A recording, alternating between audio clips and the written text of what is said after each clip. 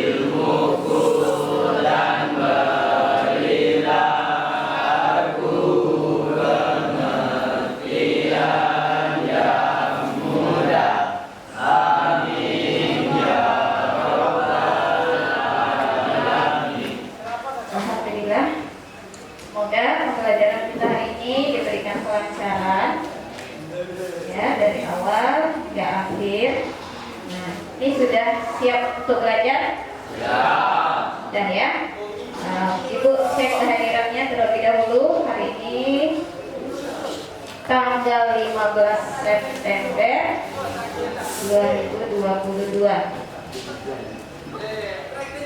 Aditya Hadid Pratama ya.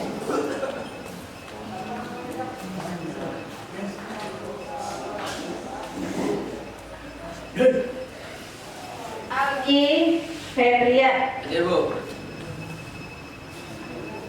Alif Kurniawan. Arya Kusnola. Azikra Ramadan. David Mahendra.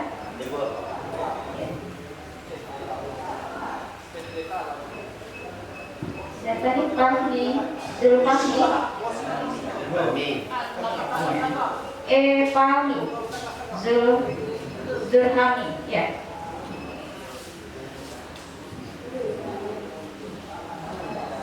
Isnan Syahrifal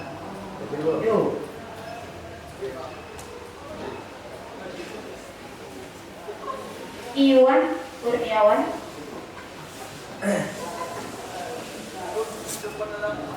Khalil Imron. Lukman Rita Pangestu. Galam Farizi. Muhammad Rangga. Muhammad Aidil. Muhammad Al-Ghifari. Muhammad Daifa. Muhammad Sabrut. Pandu. Radit Zakia Putra. Raditya Akram Pratama. Rafli Restu Adiasya. Revan Azikra. Roy Naldi. Sandi Kurniawan. Sisi Clariska. Sri Ramawati.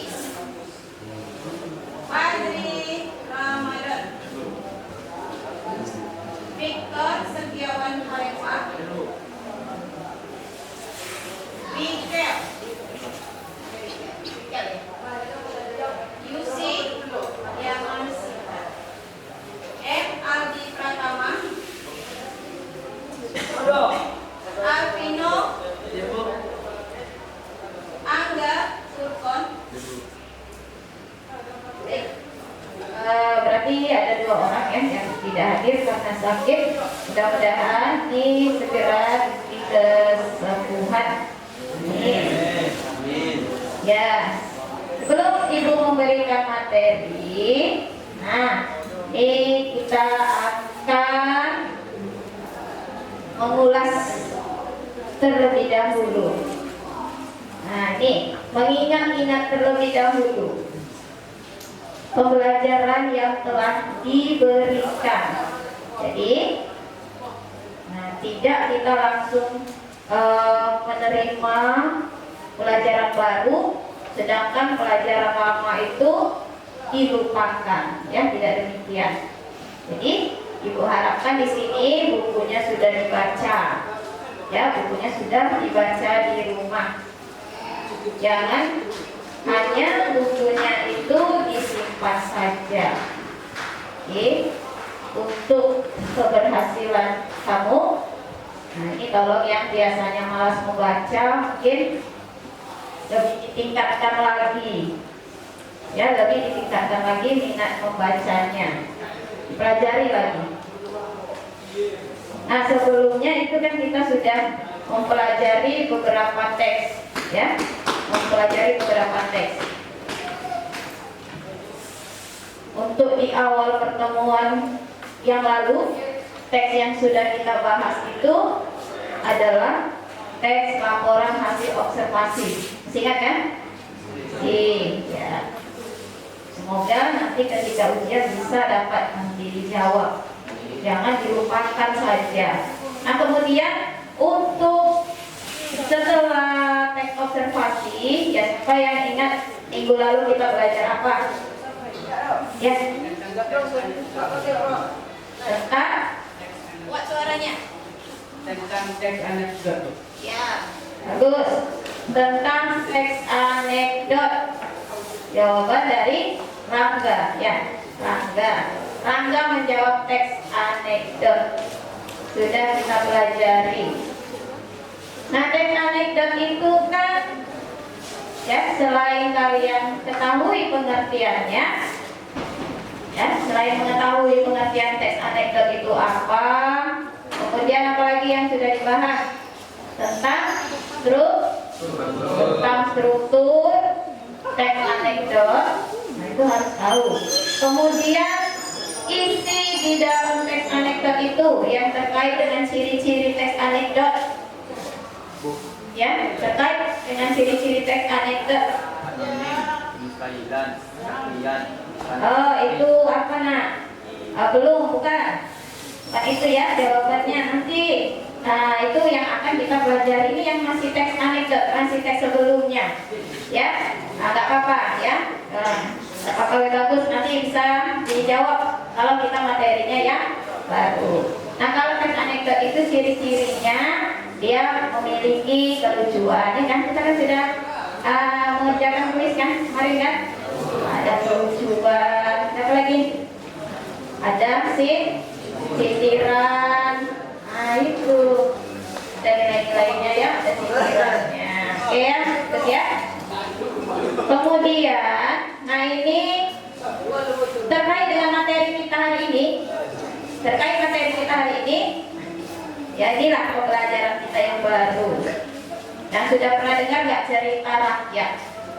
Atau diistilahkan dengan hikayat, ya. Dan bacakan bukunya, ya, baru dengar, ya. Nah, ini ada nggak nih kira-kira, dia kan kisahnya turun temurun, ya kan? Nah, ada nggak kisah yang terkait dengan cerita rakyat di daerah kalian ini? Kira-kira ada yang tahu, ingat? Aldi. Ada bu di daerah saya, misalnya tentang sejarah air tiris. Ada di air tiris katanya, ya. Aldi ini, ya, pernah mendengar, ya, Aldi Pratama. Ya, Aldi Pratama, ya, pernah mendengar kisah sejarah air tiris, ya, yang ada di Kampar, ya kan? Nah, kita ini tinggal di Kampar, harus tahu sejarah kita, ya, di daerah kita, Kampar. Nah, nanti kita coba, ya, saksikan bersama-sama teks. Nah, hikayat yang terkait dengan di daerah kita itu apa? Nah, kalau nanti ini pembelajaran materi kita yang sekarang, nah, hikayatnya, ya, kita keluar dulu, ya, keluar daerah dulu, nggak di daerah Kampar kita dulu. Tapi nanti tentang hikayat yang ada di Kalimantan, ada orang Kalimantan? Tidak ada? Tidak ada ya. Nanti kita ketahui juga ya. Kita tidak harus tahu daerah kita sendiri, tetapi daerah luar kita juga harus memahaminya. Ya. Nah, bagus ya, Aldi, nanti kita saksikan ya Aldi. Nah, di sini terkait dengan materi kita, yaitu teks hikayat. Nanti ikutannya, ya. Nanti ikutannya. Kira-kira ini Ibu ingin membuktikan kalian itu, ya, sudah membaca nggak bukunya ini tentang teks hikayat, ya? Ikutannya ya.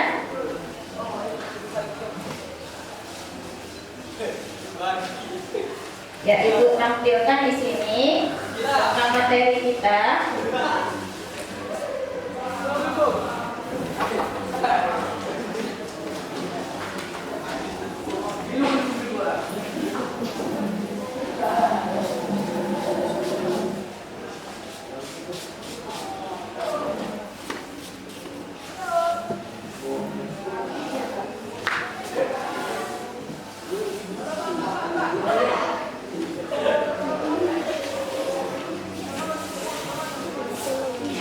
Ya, ini teks cerita rakyat atau hikayat. Nah, siapa di antara anak-anak Ibu yang sudah membaca buku, yang mengerti atau yang tahu arti dari teks hikayat atau cerita rakyat tersebut? Ya, Yusi.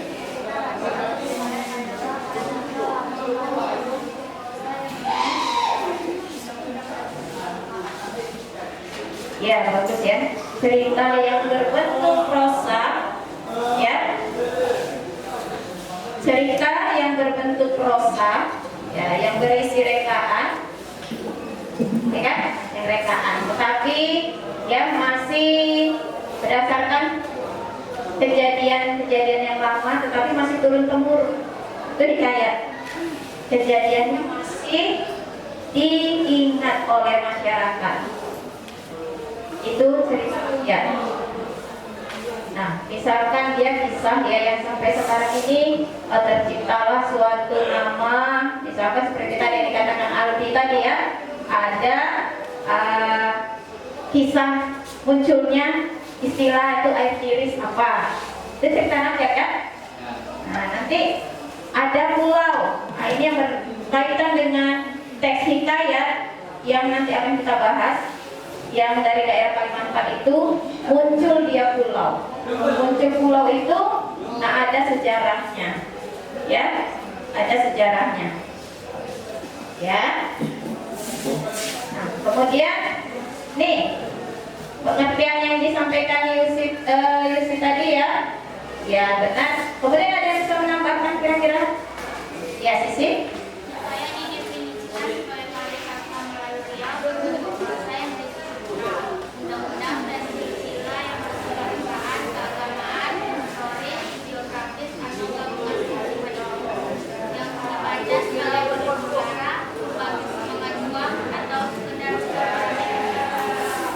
Ya, baik, Sisi, bagus sekali jawabannya.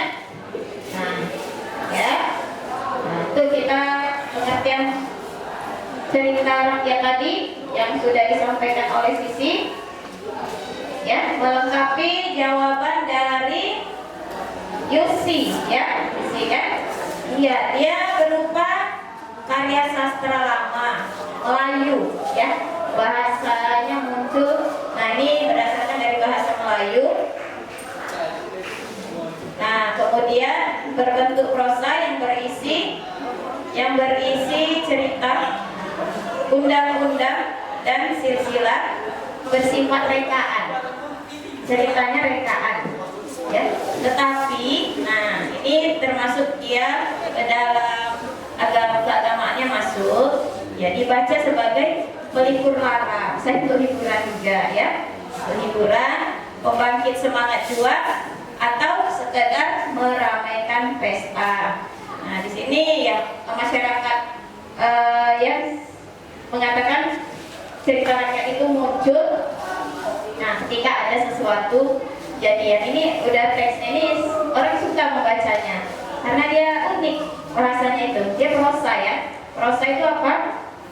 Prosa itu dia tidak terikat oleh bait dan syair, misalkan seperti pantun, dia kan terikat ya, ada bait, nah, ada rimanya kan, persajakan.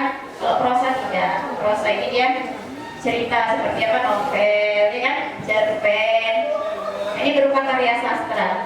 Nah, sebelum lebih jauh kita membahas tentang teks hikayat, nah Ibu ingin menyampaikan tujuannya dulu. Tujuan kita belajar ini apa? Ya, tujuan kita belajar materi teks hikayat. Nanti diharapkan kamu, apa tujuan kamu untuk belajar ini teks hikayat?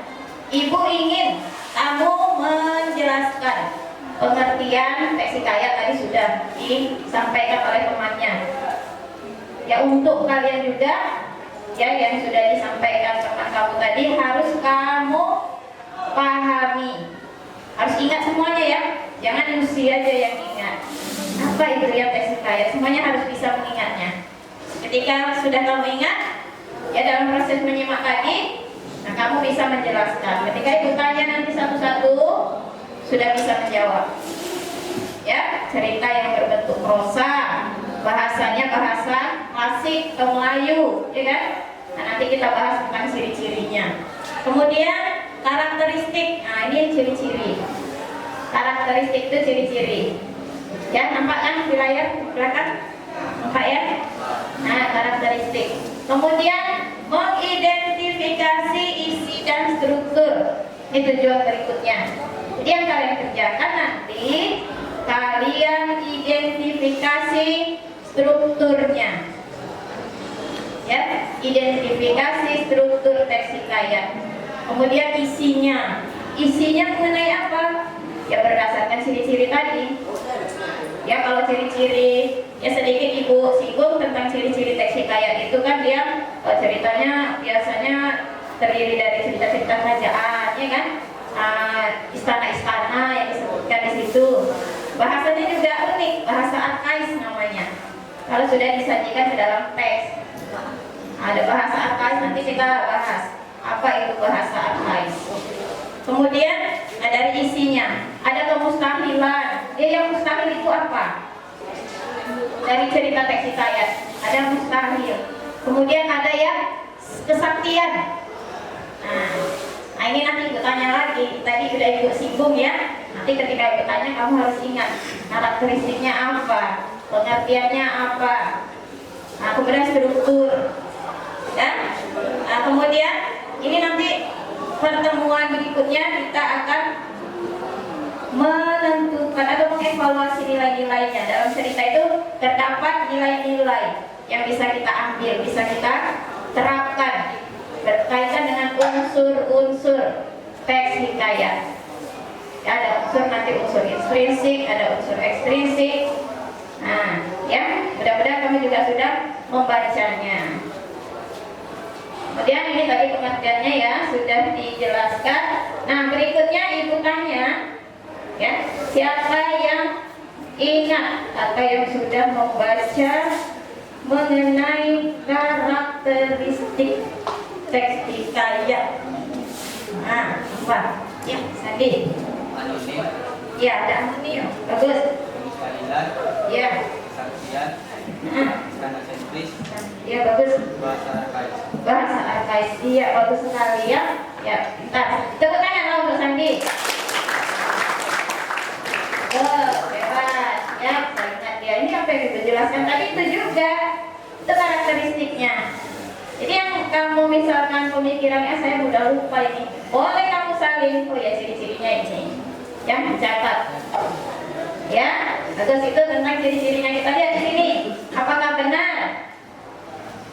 Nah, ada anonim, ada kemustahilan, ada kesaktian. Ya, nah, ada kesaktian, kemudian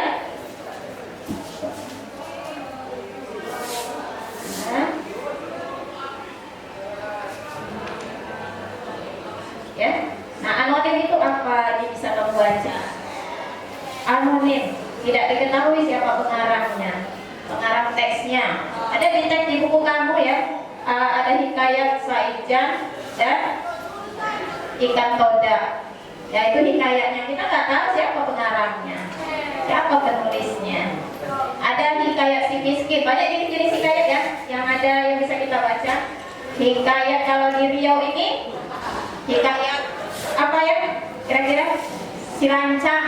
Nah, ada kisahnya, nanti bisa kamu buka itu, nanti dilihat juga di YouTube, banyak contoh-contoh hikayat yang ada di Riau. Nah ini anonim, tidak diketahui siapa nama yang jelas ya pengarangnya. Ya baik, kita masuk kepada struktur yang sudah disebutkan tadi. Nah, oleh siapa tadi yang menyebutkan struktur tadi? Sandi ya? Siapa? Algo, ya Algo. Nah, strukturnya yang pertama itu tadi ada abstraksi. Kemudian ada orientasi. Lihat ya posisinya nanti ya, namanya struktur itu apa? Struktur. Iya, ada susunan ya, tersusun dia teksnya. Mulai dari awal ada namanya, yaitu tadi abstraksi. Susunan kedua orientasi. Tapi lihat juga kalimatnya. Lihat kalimatnya, benar nggak ini nanti yang pengenalan abstraksinya, benar nggak nih orientasinya? Ya, seperti itu ya. Nah, ini ada orientasi. Yang ketiga,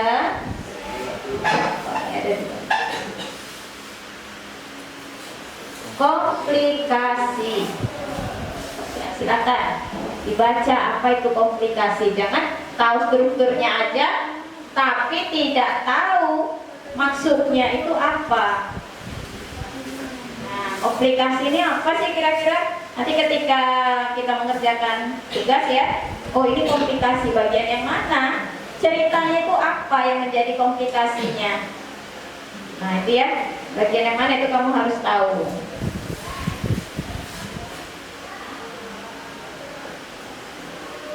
Nah kemudian selanjutnya evaluasi. Ini harus diingat ya, jangan si Algo aja yang ingat. Nah, ingat ada berapa tadi strukturnya? Ada 6. Ya harus diingat nih. Nanti bisa ada cepat jawab kuis. Nah, ada 6. Ingat ya. Evaluasi ini ya tentunya kelanjutan dari adanya komplikasi tadi. Sudah ada ini ya. Konfliknya apa? Kemudian sudah masuk kepada pemecahan masalahnya, ya solusinya apa? Udah mulai ceritanya udah mulai mau selesai ya kan? Sudah mulai tahap akhirnya, oh bagaimana nih ceritanya akhirnya? Nah itu ya evaluasi, tetapi belum berakhir cerita itu. Selanjutnya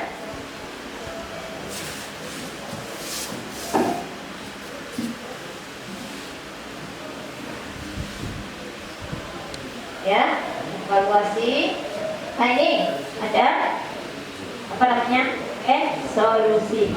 Bagian dari teks hikayat berisi berbagai solusi pengarang terhadap suatu permasalahan yang dialami tokoh. Ada solusinya, ada permasalahan. Nah kemudian apa nanti solusinya? Nah, penyelesaiannya bagaimana? Itu ya. Nah, nanti supaya disaksikan bagian-bagian teksnya.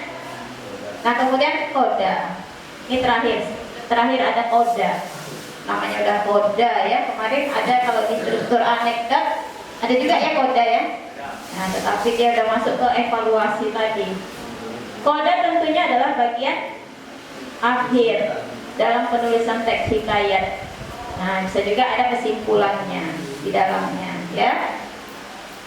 Kemudian setelah kita mengetahui struktur, ya ada yang namanya unsur-unsur teks hikayat. Sudah dibaca nggak nih? Siapa nih Bu ingin tahu nih yang sudah baca tentang unsur-unsur teks hikayat? Ada kan unsur-unsurnya? Siapa yang tahu? David? Ada David? Ya. Unsur-unsurnya apa saja? Ada unsur intrinsik dan ada unsur ekstrinsik. Iya, ada unsur intrinsik dan ada unsur ekstrinsik. Nah, ini dia unsurnya. Unsur intrinsik itu apa saja? Ini sudah nampak.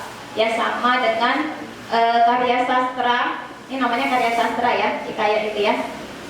Semuanya terdapat unsur intrinsik, tapi mungkin ada bagian yang ada di dalam situ ya, di teksnya, ada yang tidak. Nah, perhatikan di sini David ya, algo itu unsur intrinsik yang dikatakan David tadi. Ada tema, latar, amanat, alur, Tuhan. Iya. Nih, nanti kita kalau dalam membuat nanti menyusun teks yang membahas tentang kaidah kebahasaannya, ini terkait dengan unsur intrinsiknya harus tahu. Kemudian, nah, yang dikatakan si David tadi ada unsur ekstrinsiknya. X, namanya X, apa itu artinya? X, ada in, tadi intrinsik dari dalam, ya kan? Dari dalam teks. Kalau X, ekstrinsik berarti dari luar teks tersebut. Ya, terkait dengan apa? Nilai-nilainya. Itu ekstrinsik terkait dengan nilai-nilainya. Apa saja nilai-nilainya? Itu dia ya. Ada nilai religi, sosial, moral, dan pendidikan. Ini juga nanti terkait dengan tugas kalian. Ini mungkin apa ya, jam pembelajaran kedua. Kita belajar tentang unsur ekstrinsik, nilai-nilai ini ya. Tapi sudah disampaikan, nanti disampaikan kembali. Nah, ini kita live kita sampai pukul 9.30 ya, jam istirahat. Kita akan menyaksikan dulu sebelum ibu bagi kelompok. Oke, nanti atau bagi kelompok dulu aja ya, di kelompok lah ya. Ibu bagi dulu, baru kita tonton video. Nanti ibu sampaikan apa tugasnya, ya. Nah, ini bagi kelompok. Bagaimana teknisnya supaya tidak memakan waktu yang lama? Teknis pembagian kelompoknya sistem nomor saja. Nah, sebutkan kita ini jumlahnya ada di berapa? 34, 32 ya, nggak datang 2 ya.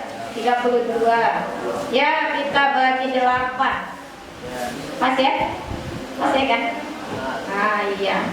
4 saja satu kelompok. 8 dikali 4. 32 pas. 4. Nanti tolong ya mejanya, nah dekatkan saja, berarti terdapat 8 kelompok. Nah, ya tolong nanti supaya tertib juga dalam pembagian kelompoknya. Nah, dengan sistem penomoran ya, nomor 1 sampai 8 kita mulai dari mana? Nanti ulang lagi ya, putar nomor lagi. Nanti yang sama-sama dapat nomor 1, yang sama-sama dapat nomor 2, dan seterusnya bergabung dengan teman kelompoknya. Ya, paham kan? Kita mulai dari mana? Sana? Ya, sebutkan dari belakang lah. Nomor? Kuat. Nomor dari 1. 2, 3, 4, 5, 6, 7, 8, 1, 2, 3, 4, 5, 6, 7, 8, 1, 2, 3, 4, 5, 7, 4, 2, 4, 5, 6, 7, 8. Pas ya, 8 kelompok, 4 orang satu kelompok. Duduk kepada kelompoknya, ingat ya nomornya ya. Oke, kita nonton dulu, kita saksikan videonya. Ya, nanti dari video ini ada pertanyaan. Siapa yang bisa menjawab pertanyaan dari Ibu? Ya, nanti ada tambahan nilainya ya. Nanti berkaitan dengan tayangan video nanti. Nah, Ibu minta kalian ini simak, dan kemudian ada beberapa pertanyaan. Ya, supaya terarah kalian ya apa yang mau dibuat. Nah, ini nanti tonton, perhatikan kalau perlu buat catatan kecil. Oh, ini kesaktiannya ini, oh ini mustahilnya ini, oh ada amanatnya, apa yang bisa kita ambil ya. Nah, itu nanti akan Ibu tanyakan. Sekarang kita tonton dulu ya, saksikan video.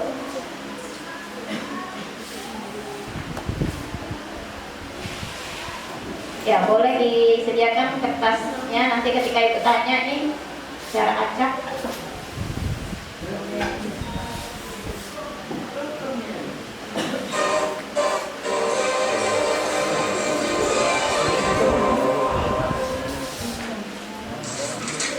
Hikayat Sapijan dan Ikan Toda, kisah dari daerah Kalimantan Selatan. Pulau Halimun adalah salah satu pulau yang terletak di perairan Kalimantan Selatan. Apa yang mustahil ini kira-kira? Mustahil kan kita sesuatu yang tidak mungkin kita percaya ya kan? Nah, kita tidak percaya. Apa sih kok bisa seperti itu? Mustahil itu. Nah, mungkin bisa seperti itu. Misalkan seorang putri. Ada cerita kalau nggak salah ibu judulnya itu hikayat bangsawan. Ya, nah, seorang putri yang bisa keluar dari kendang. Nah, itu dia. Nanti perlu kita baca-baca lagi. Ya, itulah kemustahilan. Misalkan mustahil. Nanti kita saksikan ini video hikayat Sapijan dan Ikan Toda. Nanti kamu cari ya apa yang mustahil, apa yang ya anonim itu di teksnya tadi tentunya sudah tidak ada, nama pengarangnya kita tidak tahu. Berikutnya ya kan? Oh ada dua ya. Nah ini yang berikutnya tadi disebutkan oleh Sandi, ada istana sentris, kemudian bahasanya arkais. Istana sentris itu ceritanya bertema atau berlatar tentang kerajaan. Jadi dia ceritanya raja-raja, ya, putri raja, orang-orang bangsawan, itu dia. Nah, ratu, itu ya. Bahasa arkais. Nanti bisa kamu baca itu. Bahasa arkais itu seperti apa? Banyak nanti kita jumpai kata-kata yang tidak pernah ya, yang jarang digunakan sekarang. Itu arti bahasa arkais. Nanti masuk ke dalam kuis. Kita nanti pertemuan terakhir ya, mungkin pertemuan kedua kita akan kuis ya seperti yang kita lakukan sebelumnya. Nah, ini ada pertanyaan itu nanti. Bahasa arkais itu bahasa seperti apa? Nanti cepat ya diadu jawabannya sama kamu. Ingat apa yang ibu sampaikan. Masuk nanti di dalam soal. Ya, ingat ya. Bahasanya ini penggunaan bahasa pada masa lampau. Kosakata lama atau kuno yang tidak lazim digunakan sekarang ini. Jadi ada kata hatta. Ya, hatta. Nah, hatta itu pasti konon ceritanya kan gitu kan. Berarti banyak contoh-contohnya di situ kata-kata arkais. Bulu. Ya kalau bulu orang di daerah sini tetap ya mengatakan bulu ya. Nah, bulu perindu katanya. Kalau di sini arti bulu itu apa? Apa itu bulu? Bambu. Ya sama. Kalau dulu masih tetap menggunakan kata bulu. Nah, bambu bahasa Indonesianya, ya. Bahasa arkais. Selanjutnya, setelah kita mempelajari karakteristik, kamu sudah mengetahui karakteristiknya, ada strukturnya. Nah, teks hikayat ini ya terdapat struktur di dalamnya. Siapa yang bisa menjawab? Saya tahu. Ya, silakan. Yaitu Algo ya. aksi, orientasi, resolusi, dan koda. Ya Algo. Ya Algo menjawab ada berapa itu? 6. Ada 6. Ada 6 struktur. Ada apa Algo? Oh, Rien? Abstraksi dulu ya. Abstraksi, orientasi, apa lagi? Oh, komplikasi. Ingat loh ya, ini masuk juga nanti di dalam kuis. Komplikasi, kemudian evaluasi, resolusi, Dan koda. koda. Nah, itu dia strukturnya. Nah, itu struktur teks cerita rakyat atau hikayat. Nah, ini dia bagian abstraksi itu yang mana? Ya, abstraksi itu strukturnya berisi inti cerita. Nanti kita ada kuis yang akan ibu buat dalam kelompok. Harus dipahami dulu yang mana abstraksi. sini biasanya pengenalan dulu ya. Di awal tuh mengenalkan ceritanya. Kenalkan dulu seperti apa. Kemudian abstraksi ini gambaran awal sebuah cerita. Laut di sekitar Datuk Mabrur sering mengalami badai dengan gelombang yang besar, hujan deras disertai angin dan petir menyambar ke sana kemari. Meskipun berada di tengah badai, Datuk Mabrur tidak sedikit pun bergerak dari tempatnya. Setelah badai mereda, tiba-tiba di permukaan laut muncul ribuan ikan todak di sekitar tempat Datuk Mabrur bertapa. Ikan-ikan tersebut terlihat sangat marah kepada Datuk Mabrur. Namun, Datuk Mabrur sepertinya tidak terganggu dengan keberadaan ribuan ikan todak tersebut dan melanjutkan bertapanya. Ribuan ikan todak yang marah tersebut tiba-tiba terbang menyerang Datuk Mabrur. Anehnya, tidak sedikit pun Datuk Mabrur bergerak dari bertapanya. Dia tetap tenang sambil duduk bersila dan memejamkan mata. Sementara itu, seekor ikan todak yang berukuran paling besar menyaksikan ribuan ikan todak lainnya tidak mampu menyerang Datuk Mabrur. Ikan todak yang paling besar tersebut pun sangat marah. Setelah ribuan ikan todak tersebut gagal menyerang Datuk Mabrur, giliran ikan todak yang berukuran paling besar maju menyerang Datuk Mabrur. Ikan todak yang paling besar tersebut mengeluarkan seluruh tenaganya dan terbang menyerang ke arah Datuk Mabrur. Seperti sebelumnya, ikan todak tersebut terpental dan jatuh. Datuk Mabrur membuka matanya dan melihat ikan todak yang sedang menggeletar kesakitan di depannya. Kamu ini ikan apa? Dan kenapa mengganggu bertapaku? Hai petapa, ketahuilah, semenjak kau bertapa, laut yang biasanya tenang ini menjadi sering mengalami badai. Kami yang biasanya hidup tenang menjadi terganggu dengan kehadiran. Kamu belum menyebutkan ikan jenis apa? Kami ini ikan todak. Masa petapa sakti seperti itu tidak tahu tentang ikan todak? Maafkan aku, baru kali ini aku bertemu ikan seperti kalian. Dan kamu pasti pemimpin dari ikan-ikan ini ya? Ya, mudah sekali. Kamu boleh memanggilku dengan sebutan Raja Ikan Todak. Tapi kamu ini sebenarnya siapa? Apa sih tujuanmu bertapa di sini? Namaku Datuk Mabrur. Tujuanku bertapa di sini adalah untuk meminta kepada Yang Maha Kuasa agar memberiku sebuah pulau. Apa? Sebuah pulau? Ya ampun, untuk apa kamu meminta sebuah pulau? Pulau tersebut akan kujadikan sebagai tempat tinggal untuk anak keturunanku kelak. Sebuah pulau? Ah, dasar manusia.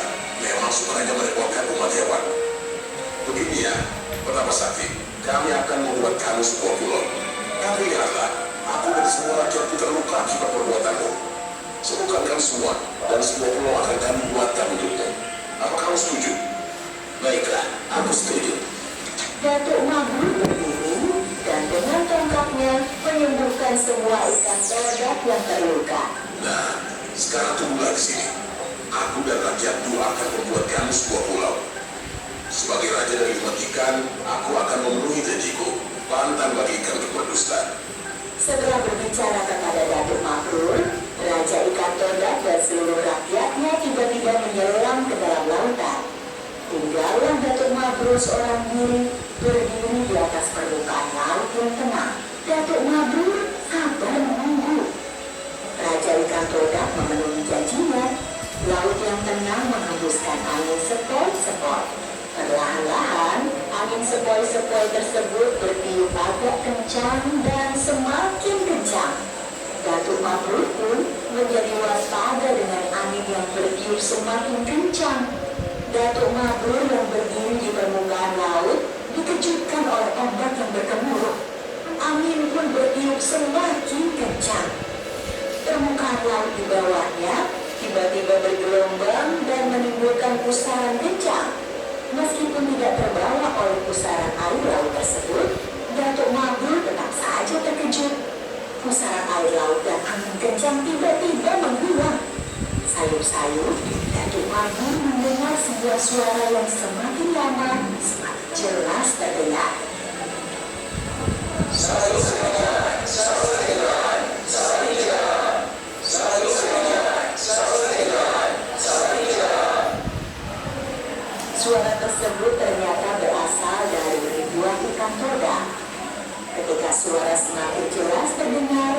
tiba-tiba hamparan tanah muncul ke permukaan laut di tempat Datuk Mabrur berdiri.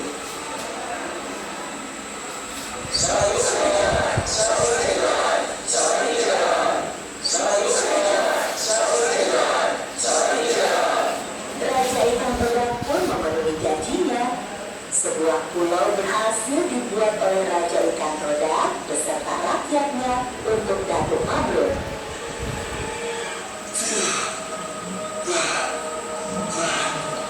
Nah, kamu sudah memenuhi janji. Sebuah pulau untukmu, wahai Bapak Sakti. Terima kasih banyak Raja Ikan Todak. Aku dan keturunanku tidak akan melupakan jasamu beserta rakyatmu. Saijan. Saijan. Raja Ikan Todak pun kembali ke rumahnya di dasar lautan. Datuk Mabrur berdiri dan melambaikan tangan tanda perpisahan. Pulau tersebut kemudian dikenal dengan nama Pulau Halimun. Dan kemudian dikenal lagi dengan nama Pulau Laut karena muncul dari dasar lautan. Sedangkan Saijan, apakah artinya? Saijan berarti satu hati, setia sekata, atau semufakat. Kisah Datuk Mabrur dan Ikan Todak tersebut kemudian hari menjadi ilham untuk lambang dan moto Kabupaten Kota Baru.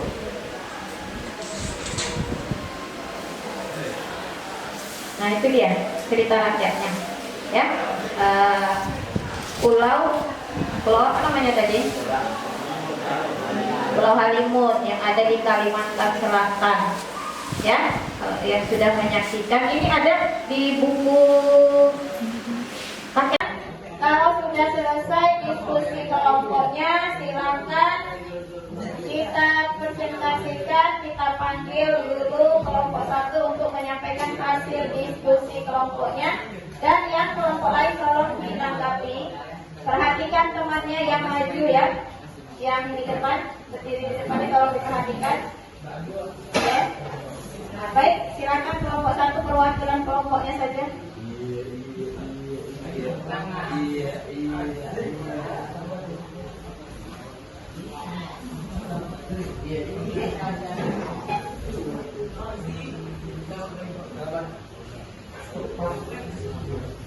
Selamat pagi.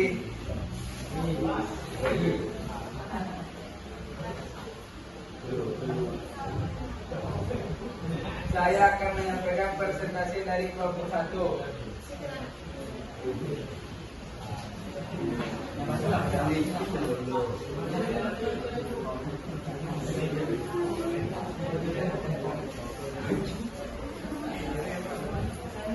Abstraksi paragraf G1 kutipannya menurut Syarifat kekayaan bermula ada seorang ratu yang tak beriman secara guna sedang bertapak dengan laut. Orientasi paragraf kedua kutipannya kata ketika laut tenang.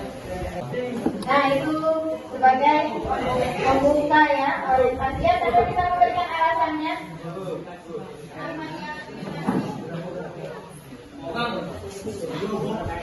Abstraksi ya, kelompok berapa mana mereka?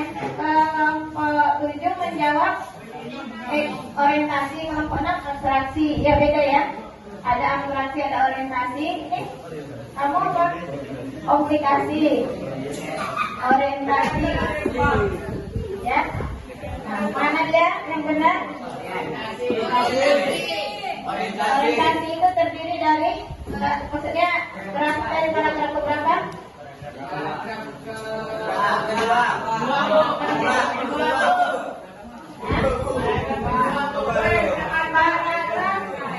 pertama itu ya. Bagian yang kedua orientasi. Ya kalau kalimatnya hasta ketika laut tenang itu adalah iya. Yang kedua yang benar berarti ya. Kelompok berapa yang juga dapat?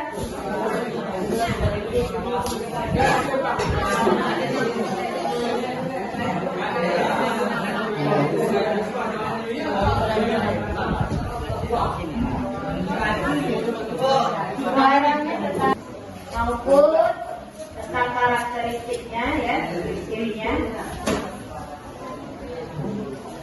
Sebelum kita akhiri pembelajaran kita, nah Ibu ingin bertanya dulu ini ya, sebelum penutupan. Apa kira-kira yang sudah kita dapatkan tadi, yang sudah kamu dapatkan apa? Ya, nah, kira-kira apa yang sudah kita bahas tadi tentang apa? Pengertian teks hikayat, kemudian struktur teks hikayat, ya, ciri-ciri teks hikayat, ya, sudah bisa dipahami ya. Nah, untuk pembelajaran berikutnya, dan di pertemuan selanjutnya kita akan membahas tentang nilai-nilai yang terdapat di dalam hikayat itu.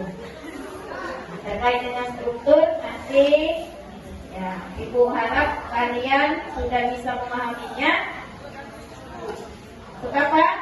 Karena di dalam setiap teks itu harus tersusun ya ceritanya ya, berdasarkan alurnya. Jadi harus kita kepada ini struktur dari teks tersebut kita harus menguasainya ya.